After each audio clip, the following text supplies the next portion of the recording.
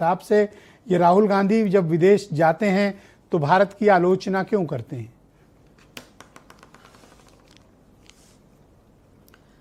मिश्रा जी, पहली बात है कि ये भारत की आलोचना नहीं है। जिस कोलंबिया विश्वविद्यालय के कुछ छात्रों के समूह से वो वार्तालाप कर रहे हैं, प्रश्नोत्तर में यदि कोई चर्चा वो कर रहे हैं जिसमें उन्होंने स्पष्ट तौर पे कहा है कि भारत में कुछ 2-3 लोगों का समूह शक्तियों का संकेंद्रण आर्थिक शक्ति का कर रखा है, centralisation of economic power.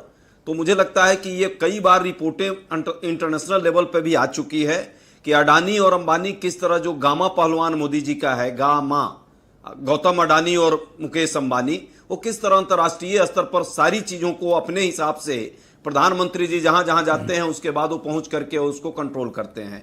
Bharat की क्रोनी कैपिटलिज्म बढ़ रहा है। ये इंटरनेशनली कई ऐसे रिपोर्ट्स हैं जिस रिपोर्ट्स को सरकार भी देख रही है और विश्व के लोग भी देख रहे हैं।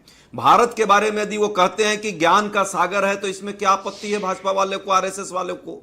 यदि वो कहते हैं कि इस देश में बहुलता में एकता रही है, इस देश के संविधान में विविध धर्मों को एक जगह दी गई है और कहीं ना कहीं उसको लगातार उस पर प्रहार करने का काम भाजपा या एक विचारधारा के लोग कर रहे हैं, तो ये तो सच्चाई सब देख रहे हैं।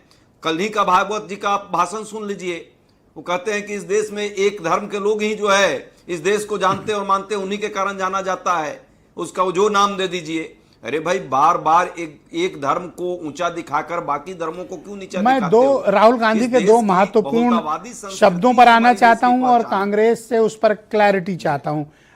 प्रश्न नंबर 1 है, राहुल गांधी ने अंग्रेजी का एक शब्द इस्तेमाल किया, होल सेल अटैक, जिसे हम हिंदी में अगर ट्रांसलेट करें तो संपूर्ण हमला। और दूसरा शब्द उन्होंने इस्तेमाल किया कि देश के अंदर फॉल्ट लाइंस हैं जिन्हें खत्म किए बिना भविष्य सुरक्षित नहीं है। इन दो शब्दों का क्या अर्थ है? क्या ये भारतीय व्यवस्था को बदनाम करने के लिए है? जी, मुझे लगता है कि इसमें कहीं कोई भारतीय व्यवस्था की बदनामी नहीं है। जिनको समझ नहीं आ रही है वो जरूर इसको अपने हिसाब से सिर्फ राजनीतिक एंगल हर चीज में देखते हैं।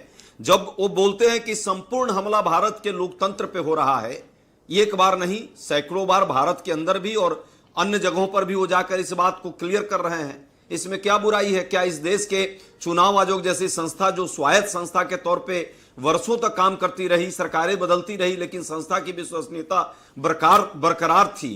आपने देखा पिछले कुछ वर्षों में किस तरह उस संस्था को एक एक करके छत पिछत किया गया, जिससे लोकतंत्र कहीं ना कहीं प्रभावित होगा।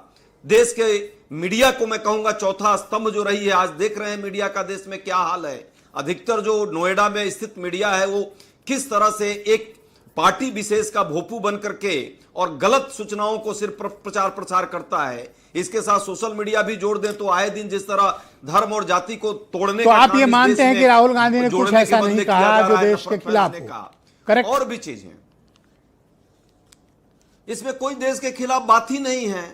यदि संस्थाओं को मजबूत करना है, लोकतंत्र को समझना है, देश के जो अलग अलग भाषा, अलग अलग धर्म और संस्कृति के लोग जो इस देश में रहते हैं, उसको यदि हमको पिरोग करके देश को आगे बढ़ाना है तो इन मुद्दों को सही परिप्रेक्ष्य में समझने की जरूरत है। और एकेडमिक डिस्कोर्स भी है ये, और वैश्विक स्तर पे एक नहीं हजारों आर्टिकल्स, सैकड़ों किताबें इस पे हैं, हम लोग आए दिन पढ़ते हैं।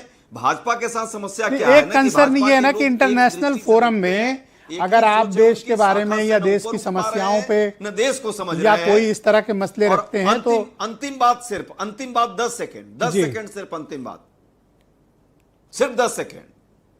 और यदि उनको दिक्कत है भाजपा वालों को कि वो विदेश की धरती पर जाके क्यों बोल रहे हैं, तो जो देश की धरती पर वो बोलते हैं उसको तो ऐसा ही मान रहे हैं, इसका मतलब। धन्यवाद सर। तो उसको सुधारना चाहिए ना इनको। बहुत धन्यवाद। मैं आलोक अवस्थी जी को आमंत्रित करता हूं। नहीं पड़ेगा। जी धन्यवाद।